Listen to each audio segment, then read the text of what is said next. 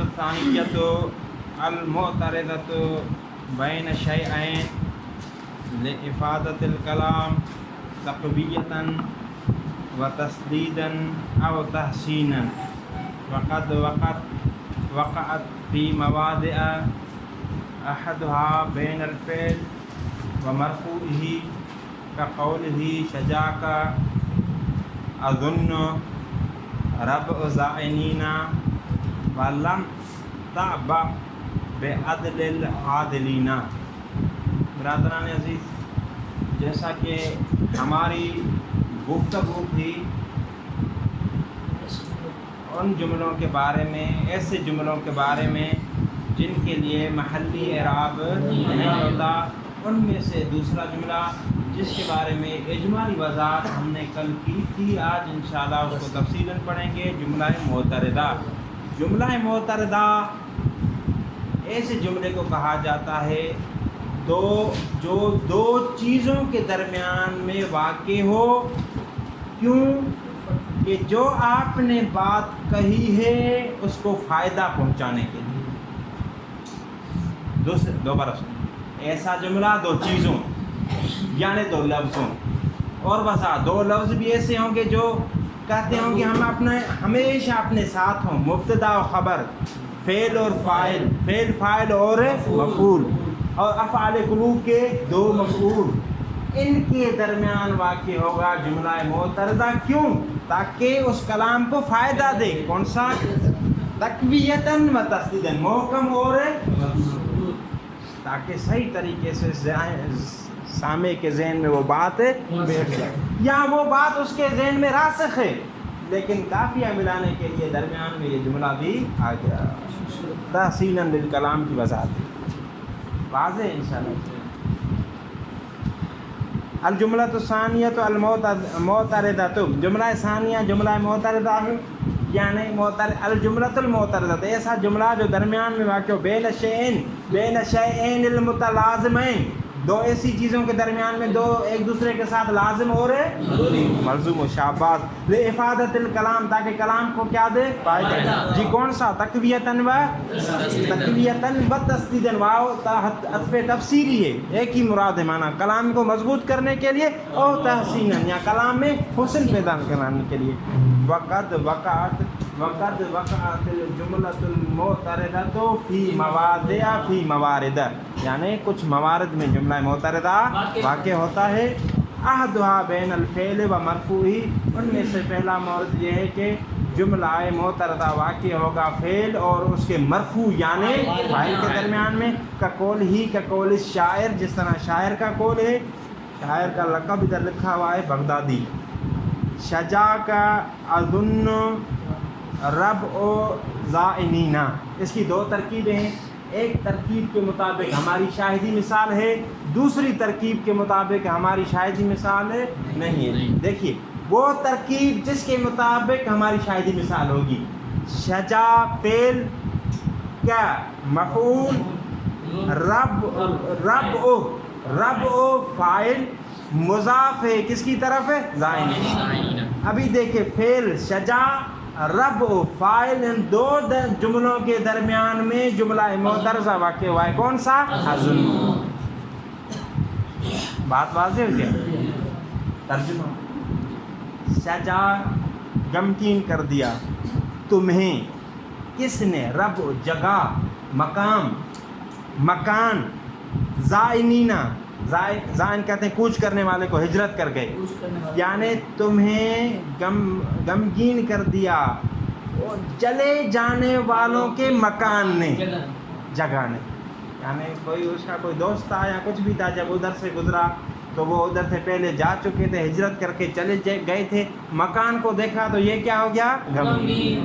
اظن تقویت ہے، میں بھی یہی گمان کرتا ہوں، میرا عقیدہ ہے کہ تم کیا ہو گئے ہو؟ غمگین۔ واضح ہو گئی۔ ولم تعب، اس غمگین پر لوگ اسے جو ہے وہ تانے دیتے ہیں کہ جی کیا رکھا ہے، کیوں غمگین ہو، کیا ہوا؟ لم تعب، پرواہ نہیں کرتا کس کی؟ بعدل العادلین، وہ جو اس کو تانے دیتے ہیں، تانے دینے والوں کے تانے کی پرواہ نہیں کرتا۔ واضح ہو گئی بات؟ یہ تھی وہ شاہد کی مثال۔ دوسرا دیکھیں، اگر وہ ترکیب آگا توجہ کر، وہ ترکیب جس کے مطابق شاید ہی مثال نہیں رہے گی، وہ کیا آگا کہتے ہیں کہ شجا کا اظن ربع، کس کے ساتھ پڑھیں؟ رفع کے ساتھ نہیں بلکہ، تو پھر کیا ہوگا خود بتا دیا، وَرُوِّيَ بِالنَّصْبِ رَبْعَ عَلَىٰ أَنَّهُ مَفْعُولٌ اول، یہ پہلا مفعول ہوگا کس کے لیے؟ اظن کے لیے، وَشَجَا کا، پھر شجا کا یہ پورا جو ہے وہ جملہ فعل فاعل وغیرہ یہ کیا مفعول ہو الثانی، وَفِيهِ ضمیر مستتر راجع الیہ یعنی الی الربع، ادھر میرے یہاں حاشے میں کس نے فعل کی طرف یہ ضمیر پلٹائے ہوئے کہ یہ پلٹ دیا کس کی طرف؟ شجاع کی طرف نہیں بلکہ کس کی طرف پلٹے گی؟ یعنی عبارت اس طرح ہے، اگر دیکھیں کیا ہے، اظن ربع زائنین شجاع کا، شاباز اظن افعال قلوب میں سے، ربع زائنین مفعول اول، شجاع کا پورا جملہ اس کے لیے کیا ہو گیا؟ پھر شجاع میں جو فاعل کی ضمیر ہے وہ کس کی طرف پلٹے گی؟ ترجمہ وہی ہوگا، کس طرح؟ اظن میں گمان کرتا ہوں، ربع زائنین کس چیز کا گمان کرتے ہو؟ کہ جانے والوں کا جو مکان ہے اس نے کیا کر دیا؟ شجاع کا، تمہیں کیا کر دیا ہے؟ غمگین کر دیا۔ لیکن اس صورت میں یہ جملہ معترضہ نہیں رہے گا بلکہ یہ جملہ مستأنفہ بن جائے گا۔ بات واضح ہے یہ بھی چھوڑ ہو گیا۔ وقولہ یعنی کہ قول الشاعر، قد ادرکتنی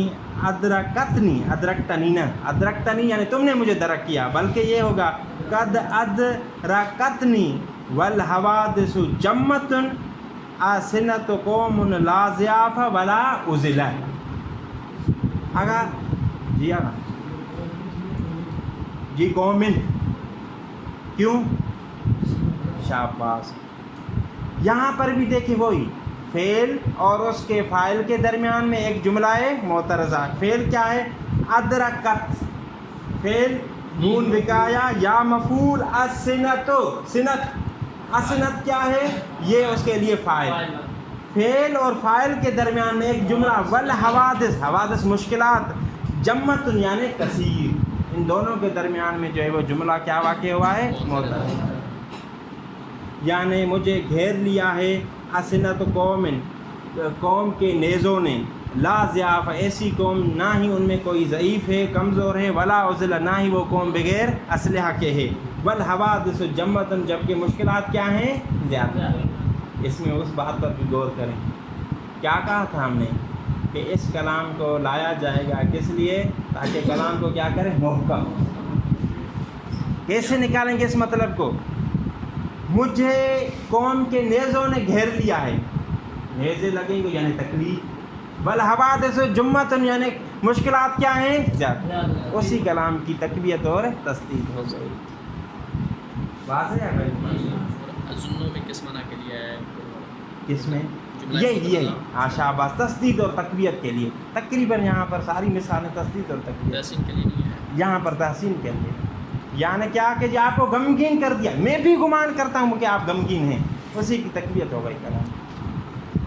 وَالثَّانِي بَيْنَهُ وَبَيْنَ مَفْعُولِهِ كَقَوْلِ الإمام علی بن الحسین علیہ السلام، بل ملکت یا الہی امرہم قبل ان یملکوا عبادتک۔ جملہ معترضہ کا پہلا مورد یہ تھا کہ وہ واقع ہوگا فاعل اور فعل کے درمیان، دوسرا مورد یہ ہے کہ وہ واقع ہوگا فعل اور اس کے مفعول کے درمیان، جس طرح امام زین العابدین سید الساجدین کا جی یہ فرمان ہے، بل ملکتہ، آپ مالک ہیں، امرہم، ان کے امر، یہ اس کے لیے ملک فعل فاعل، امر اس کے کیا ہے؟ مفعول۔ اس کے درمیان میں یا الہی، یہ آپ میں سے کسی سے پوچھوں گا، یا الہی یہ جملہ معترضہ ہے۔ جملہ معترضہ کیسے ہے آغا کاظم؟ یا الہی جملہ کیسے بنائیں گے یا الہی کو؟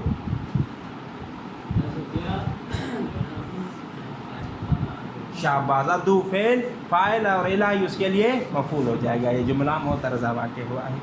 यानी आप मालिक हैं उनके अम्र के, उनकी जो भी चीज़ें उनके मालिक है। कबल आई यमलिकू इबादत कर, कि जी वो आपकी इबादत अंजाम दे उससे पहले आप जो कुछ उनके पास है उनके आप ही मालिक हैं, उनका कुछ भी। वक़ौल अबिन नजम अल अजली, और इसी तरह जो है वो ये शायर के इस कौल में भी यही वाक़या हुआ क्या कि फ़ेल और उसके मफ़ूल के दरमियान में जुमला मोतरज़ा वाक़या हुआ। व बुद्दिलत व दहरुदू तबद्दुलिन हाइफन दबूरा बिस्सबा व शमअल।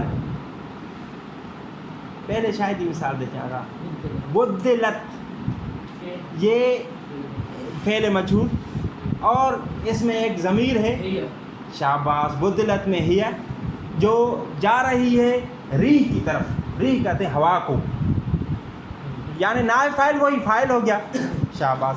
हैफन इसके लिए मफूल, पहला मफूल जो था वो नायब फ़ाइल बन गया, हैफन उसके लिए दूसरा मफूल।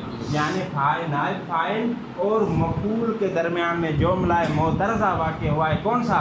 वद्दहरो ज़ू तबद्दुल। आगा सैयद उल्फत बात समझी आपने? आगा वबुद्दिलत, पहले थोड़े से अल्फाज का तर्जुमा कर जाऊँ ताकि आपके लिए आसानी हो। बुद्दिलत तब्दील हो गई, कौन तब्दील हो गई? हवा। वद्दहर ज़माना, ज़ू तबद्दुलन साहिब तब्दीली है, तब्दील होता रहता है। हाइफन, हाइफन यानी रीहन हारन गरम हवा, दबूरन, दबूरन ऐसी हवा को कहते हैं कि जो जहाँ से भी गुजरे दरख्तों को ख़त्म कर दे। बिस्सबा ऐसी हवा जो उस वक्त लगती है जब दिन और रात का वक्त बराबर हो जाता है, दोनों 12-12 घंटे के हो जाते हैं। वह शमअल ऐसी हवा जो शिमाल की तरफ से लगे। अल्फाज वाज़ेह हो गए जी?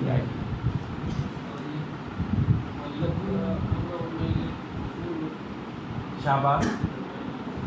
बल मल लगता है यहाँ पर जो है वो जो जुमला मोतरज़ा है वो वाक़ हुआ है फ़ेल और उसके मफूल के दरमियान।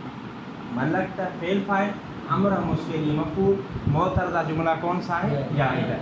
मोतरज़ा कैसे जुमला कैसे? या जो है वो अदू के कायम मकाम है, अदू फ़ेल फ़ाइल हो गया और इला उसके लिए मफूल।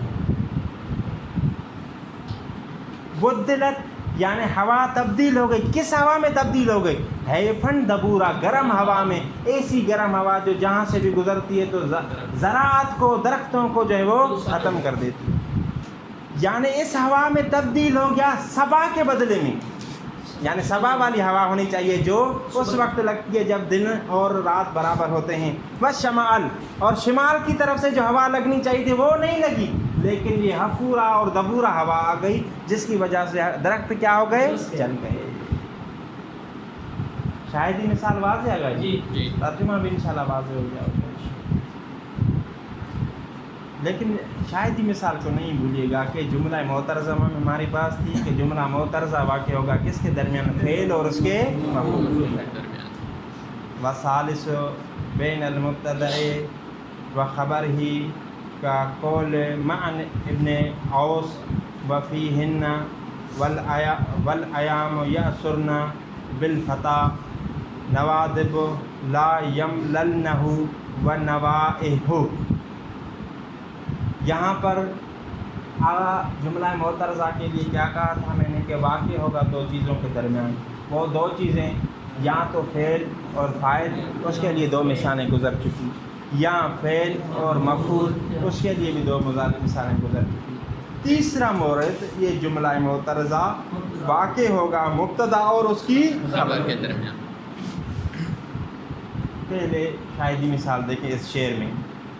फ़ीहिन्ना जार मजरूर अपने मुताल्लक़ से मिलकर ख़बरे मुक़द्दर। नवादिब मुब्तदाए मुअख्खर। वल अयाम यसुरना बिल फ़ता।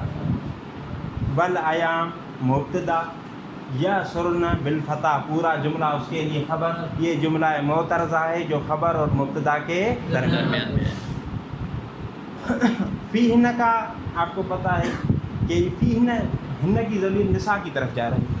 उन औरतों में نواد ندبہ کرنے والی، آہو بکا کرنے والی، لا یمللنہ، لیکن ان کا یہ آہو بکا کرنا غمگین نہیں کرتا ہو اس شخص کو جو بھی شاعر کا مورد نظر.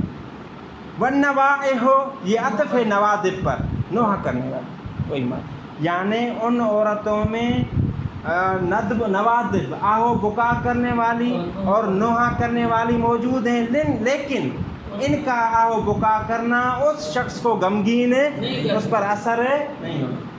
والایام یأسرن بالفتح، اور جو دن ہوتے ہیں، دن سے مراد زمانہ اثر ڈالتے ہیں کس پر؟ نوجوان پر، یعنی زمانے کی مشکلات نوجوان شخص پر بھی اثر ڈالتی ہیں، یعنی اس کو بوڑھا کر دیتی ہیں. بات واضح ہو گئی، شاید ہی مثال ترجمہ آگے چل. وَمِنْهُ الْاعْتِرَاضُ بِجُمْلَةِ الْفِعْلِ الْمُلْغَى زَيْدٌ أَظُنُّ قَائِمٌ وَبِجُمْلَةِ الْاخْتِصَاصِ. وَمِنْهُ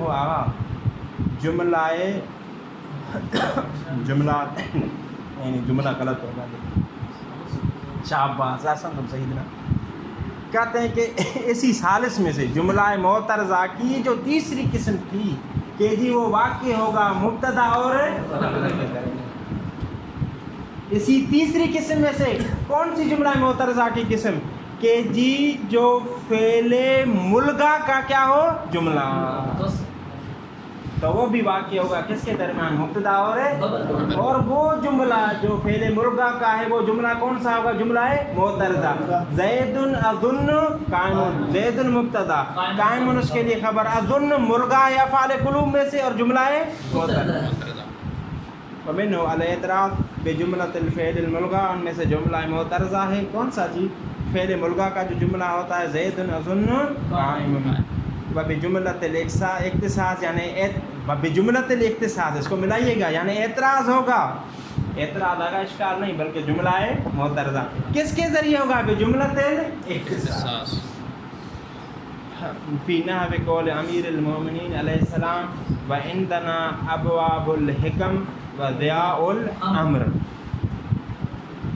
آغا اختصاص آپ مبادی میں پڑھ کر آئیں. اختصاص جو چیز مختص جس کو کیا جاتا ہے اس کو فعل مقدر کے ذریعے منسوب کیا جاتا ہے. مثلا جس طرح یہاں پر ذکر ہوا ہے وَعِنْدَنَا أَهْلَ الْبَيْتِ، یعنی اخص اہل البیت، خاص کر کے ہم اہل بیت. تو کہتے ہیں کہ یہ جملہ اختصاص، یہ بھی جملہ کیا ہے؟ معترضہ. اور کس کے درمیان واقع ہوگا؟ خبر اور مبتدا. اچھا، خبر اور مبتدا کیا؟ عندنا خبر مقدم، اور ابواب الحکم یہ کیا ہے؟ مبتدا ہے مؤخر. عندنا ہمارے پاس، اخص اہل البیت خاص کر کے ہم اہل بیت کے پاس کیا ہے؟ ابواب الحکم، حکم کے دروازے، وضیاء الامر کسی بھی مسئلے کے لیے روشنی ہمارے پاس، یعنی اس کا حل بھی ہمارے پاس. آگے چلیں جی ابھی. والرابع بینما اصلہ المبتدا والخبر کا قول محمد ابن بشیر الحارثی.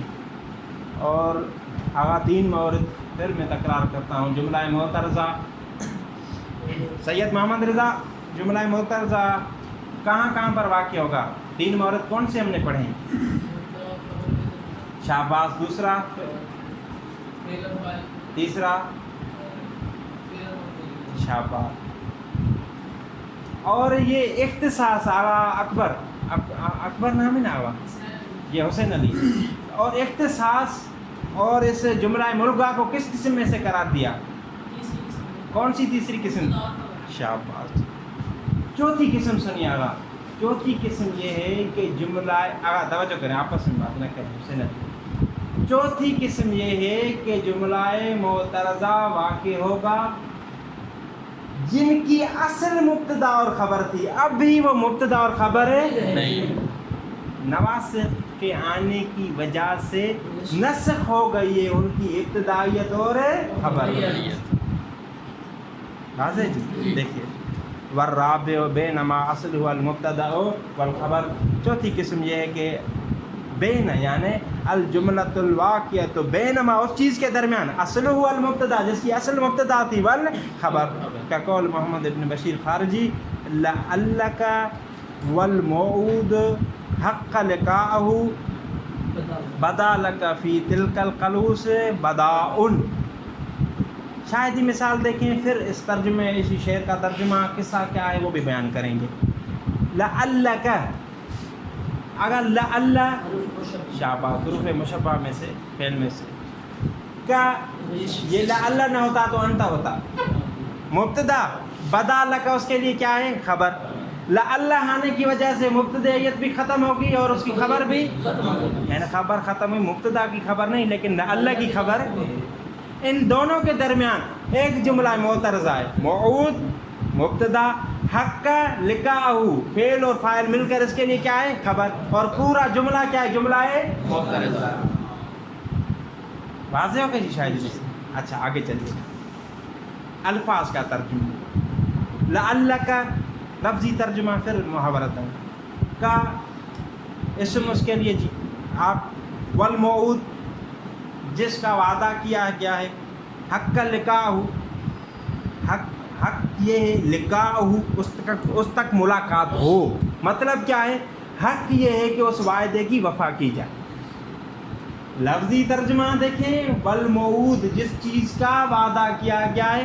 کیا ہوا آگے تو نہیں چلا گیا جی شاباش متحقق ہو گیا. والموعود حق لقاءہ یعنی جس چیز کا وعدہ کیا گیا ہے حق لقاءہ یعنی اس کو انجام پذیر ہونا. وہ ہے ماضی کا لیکن شعر کے لحاظ سے ترجمہ جو مفہوم بنتا ہے مضارع کا کریں گے کہ جی اس کی وفا ہونی چاہیے. بدا لک تمہارے لیے ظاہر ہو گیا ہے فی تلک القلوس کلوس کہا جاتا ہے جوان اونٹ کو.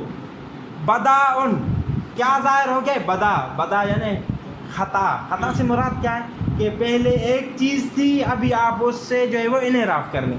مطلب کیا ہے کہ شاعر کے ساتھ کسی نے وعدہ کیا تھا کہ یہ میں اونٹ آپ کو بیچ کر دوں گا.